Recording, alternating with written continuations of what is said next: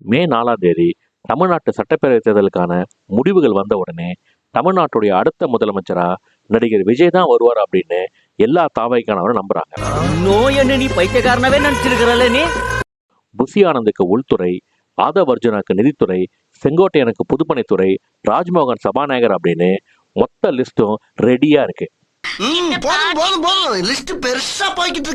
முதலமைச்சரா பதவியேற்ற உடனே நடிகர் விஜய் போட போற முதல் கையெழுத்து என்ன அப்படிங்கிறது தான் இப்பொழுது டாக் ஆஃப் தி டவுன். ஏண்டா கனவா இருந்தாலும் ஒரு நியாயம் வேணாமாடா?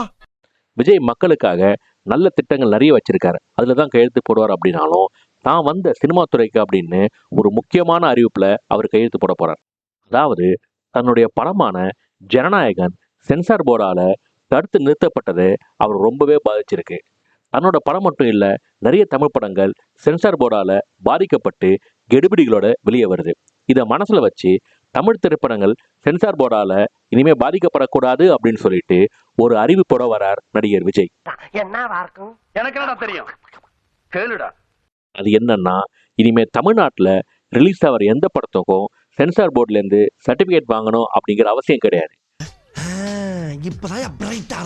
தமிழ்நாட்டிலேயே ஒரு சென்சார் போர்டு ஓபன் பண்ணி தமிழ்நாடு அரசு சார்பா சென்சார் பண்ணப்பட்டு தியேட்டரை ரிலீஸ் பண்ணப்படும். தமிழ்நாடு அரசை சேர்ந்தவங்களே போர்டோட மெம்பரா இருப்பாங்க. எந்த படம் வந்தாலும் அது உடனடியா சென்சார் பண்ணப்பட்டு சர்டிபிகேட் கொடுக்கப்படும்.